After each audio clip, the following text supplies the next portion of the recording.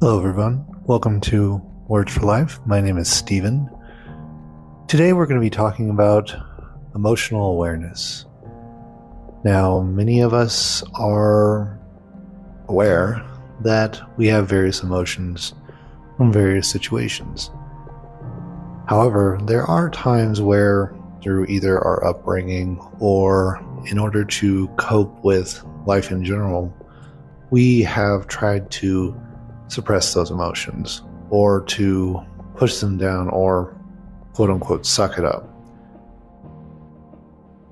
This is a reflex mechanism that some of us are taught over the years, especially maybe as we're younger, if we have parents or siblings who kind of came from the school of hard knocks, so to speak, where they think that emotions show weakness or emotions are not something that should be shown to others and should be put away for another time.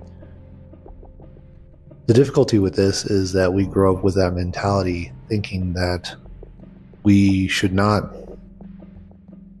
work with our emotions, that they're something that slow us down. And this is obviously more focusing on the negative ones. Most people don't tell you, don't be happy, don't be joyful.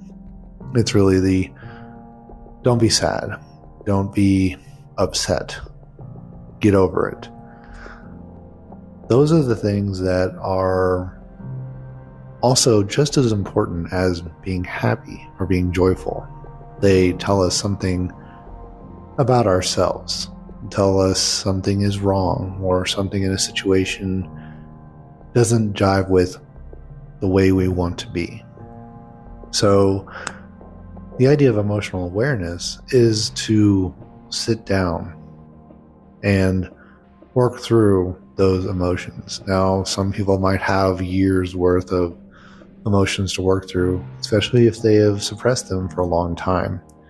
And it's not necessarily easy to do. There are times that you will be working through those emotions because you need to think back to that time that you experienced them to better understand why. That emotional awareness is the ability to know why you are triggered to feel a certain way by a given situation. It's also the ability to tell how other people are feeling by a given situation. Emotional awareness and emotional intelligence are closely tied together. So you can think of them as similar, but not necessarily the same. In this episode, we're focusing on emotional awareness and how important it is to live a full life, because as life comes with ups and downs, so do our emotions. And it's just as important to be able to see those emotions for what they are and learn from them as we do with other things in life, not to stuff them away and ignore them. So now that we've really defined what emotional awareness is and the importance of being able to do that to really live a full life, let's talk about a few ways you can do this. One of the first ideas is that you kind of need to become comfortable with being uncomfortable with yourself. We spend a lot of times on our phones or keeping ourselves busy, listening to music, listening to even podcasts, something to keep our minds busy, to not think about ourselves. And this process of not thinking about ourselves is really what makes us ignore our need to improve our own emotional awareness. So, first thing you can do is every day, take 5 minutes. Don't do anything, but sit by yourself. Start with this. Sit there 5 minutes, no sound, no screens, no other people, just by yourself. Now, some might consider that meditation. That is one of those things that people go, oh, well, I gotta close my eyes and hum. No, you don't have to meditate, but sit there in silence. Don't do anything. This is the practice of starting to kind of be aware. Now, some people might end up doing meditation because of this. That's fine. But don't think of it initially as meditation. Think of it as just being with yourself. Now, if you've gotten used to doing that for a little while, now when you're ready, and again, not everybody's going to be ready to do this at once, and it might take a long time to work through some past history that you have.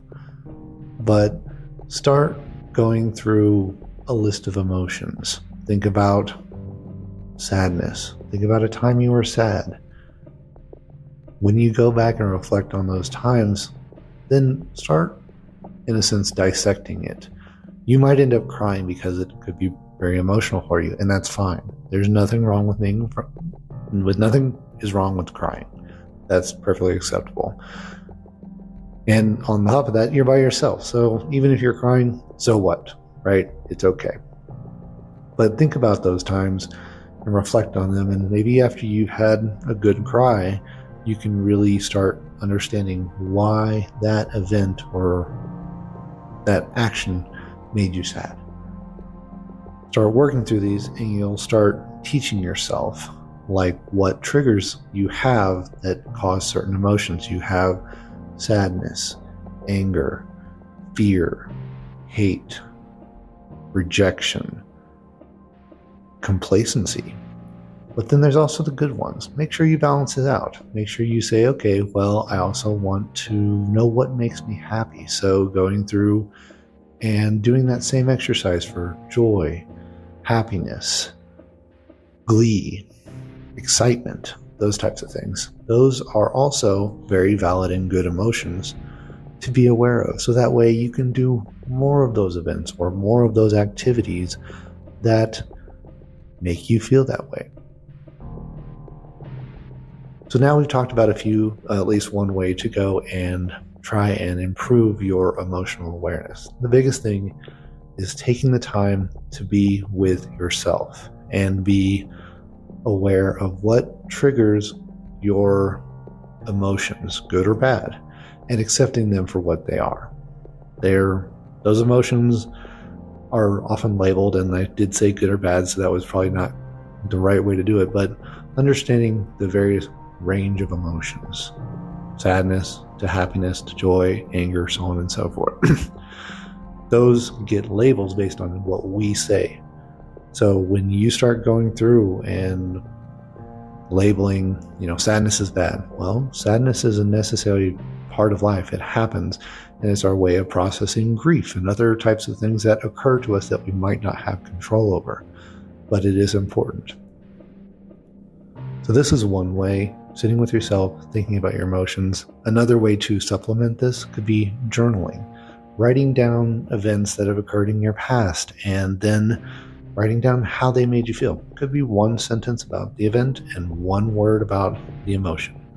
But then getting into that and really starting to pick that apart so that way you can understand what caused the emotion.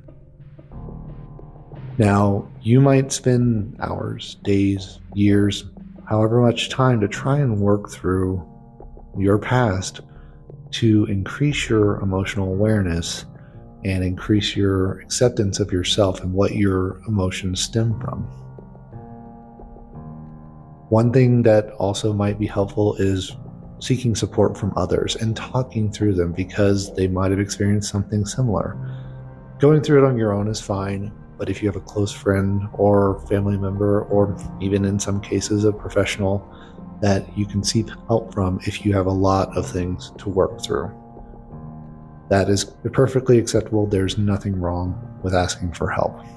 The point is that you need to start looking at yourself and what emotions you have. As soon as you get to a place, or at least move towards a place, that you are aware of your emotions, what causes them, and what you can do to predict your emotional outcome of a given situation, it'll make life a lot easier to live because you already know how you're going to react rather than being surprised by it and then suddenly feeling that I shouldn't be this way. You already know how you're going to be, so there isn't a should or shouldn't. It is just that. You have that emotion from this situation. Really like any feedback any of you all have regarding this topic.